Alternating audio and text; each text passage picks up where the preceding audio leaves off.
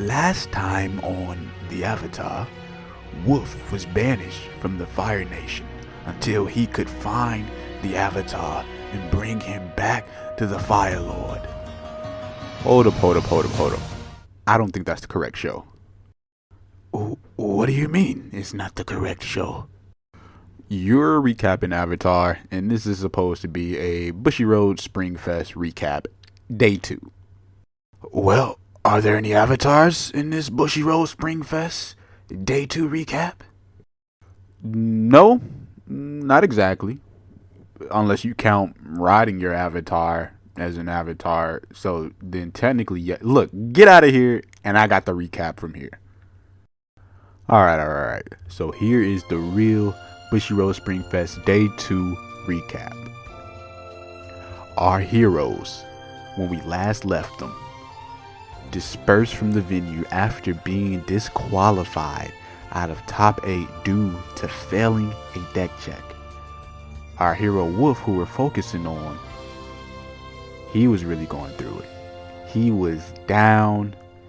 He was upset with himself, upset that he let his team down in such a big way when the lights were brightest, playing sad music all the way back to the crib. He was really going through it. In a sense, he was pretty much down and out in the pits. Life hit him with a haymaker and he was on the canvas.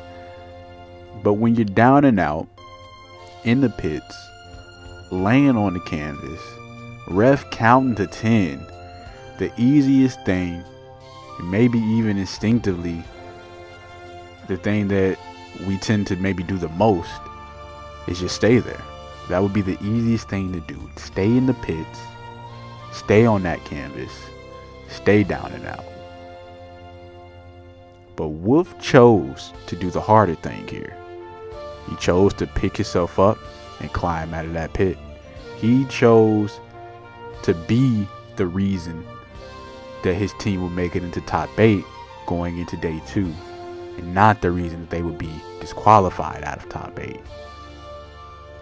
And so that night, he slept off the failure of the previous day, woke up bright and early in the morning, and the first thing he did was check the deck log, because that's kind of what got him DQ'd the previous day, and we're not doing that again.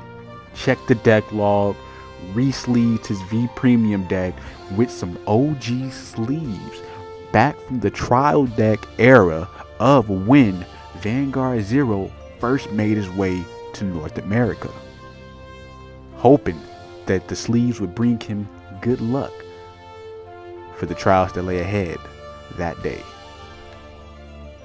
Focused and locked in, our hero makes his way back to the venue to link up with the other 2 members of Appealing Yellow Legends. Once face to face, you could feel it in the air. This was a clean slate. Day 1 was day 1. And Orange and Yellow, being the amazing teammates they are, did not harp on Wolf. They didn't even rehash events. They said, today we go back to top 8. And that's all there was to it. They proceeded to go through the check-in. Everything went according to plan. No emergency re-sleeves, no battle with Taco Bell, just purely focused on the events that were to come.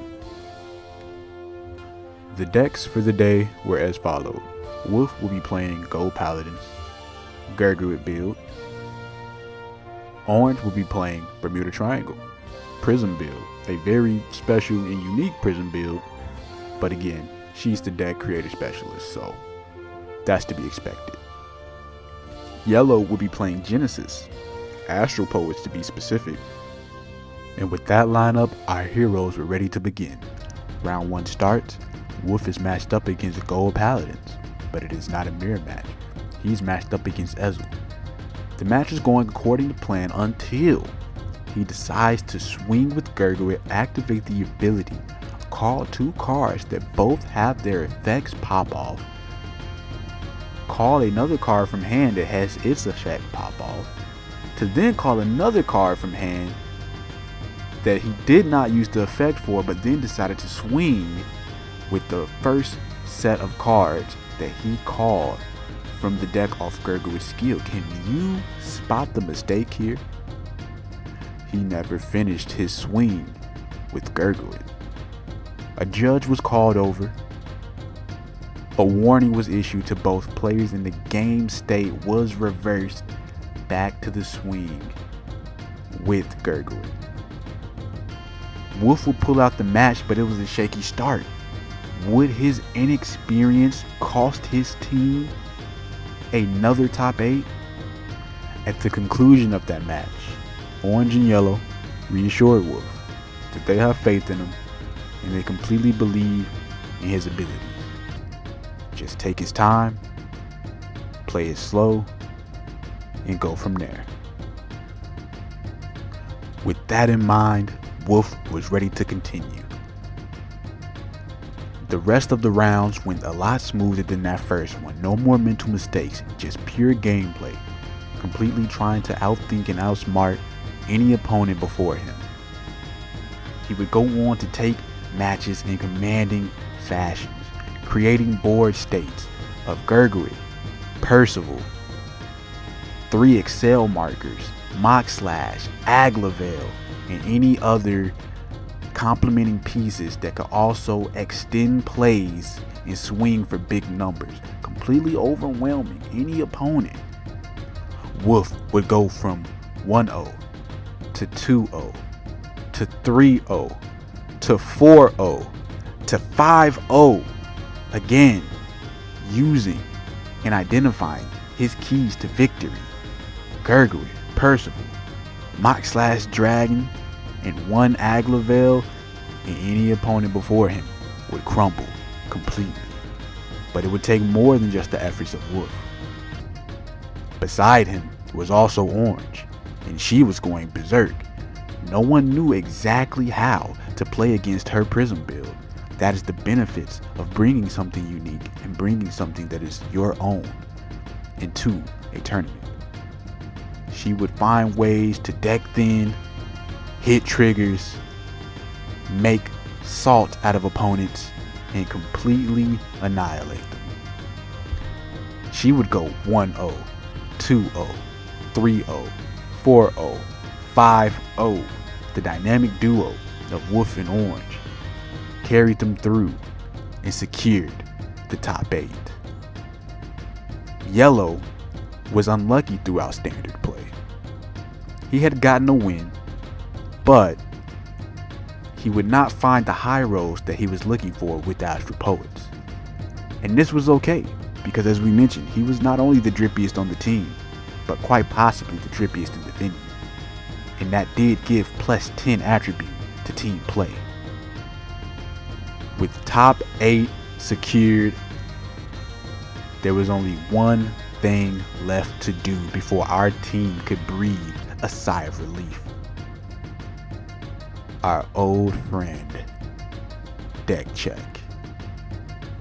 Coming to our section where we were instructed to lay out our cards for our deck check was the same judge who had disqualified them the day before. Had he come to finish the job, or would our heroes prevail this time? He starts with Yellow, looks through everything, brings the deck as close as one could to the pupil of an eye, looking for anything. Curves, corners. Is this sleeve too big? Out of the oversleeve? Anything. Found nothing. Yellow passed. Makes his way over to Wolf, the one who had cost him the previous day, and the one who had made the mental mistake not so long ago, just round 1 of day 2. Would he pass this time? The judge looked at his cards. Everything checked out as far as the deck log. He would also put the deck up to as close as you could get to a pupil once more. And he would spot something. One card, one sleeve, one oversleeve out of the 50 card deck felt a little weird. So Wolf replaced it, and he passed deck check. Moved on to orange, and everything went smooth. The team had passed deck check and made their way back into top 8 officially for day 2. They had collectively climbed out of the pits, pulled each other up, and accomplished the goal that they said they would accomplish. Not only that, but Wolf felt like he had redeemed himself. Like he was Zuko from Avatar, if you will. So with deck check passed and a couple of bathroom breaks in between, top 8 would begin. Wolf would come face to face against Vanquisher, a deck that he had not faced before, but many tales and word on the street was it can knock your block off. Not intimidated by the deck, Wolf would press on, shuffle, draw his cards, mulligan, draw again. There was no grade 1 in his opening hand. The game begins. Wolf goes first. He draws off the top. Once again, no grade 1. G assist. Top 5 cards. No grade 1. Will it be possible for Wolf to pull this out? The Vanquisher player sees this and takes advantage completely, rushing him each and every turn. Wolf did all he could to defend himself and stay in the game. He would ultimately push the Vanquisher opponent to 5 damage, but the slow start would prove to be lethal, and Wolf would fall in top 8. Yello, to his right, would get his win in top 8. Wolf had told him all day that luck, the high roll he needed, and the skills were already there, would kick in as soon as top 8 happened. He was right. Yello would win his match, so it all came down to Orange. Orange fought valiantly, but unfortunately, she would fall as well, and so appealing Yellow Legends would fall in top 8. I believe they finished overall 5th place, coming in undefeated, only losing in top 8 after the previous day being disqualified in top 8. They had saw day 2 as a victory.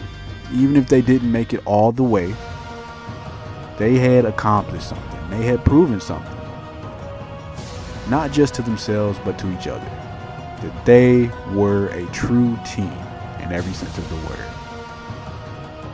So the only thing to do at that point, well, you go get pizza.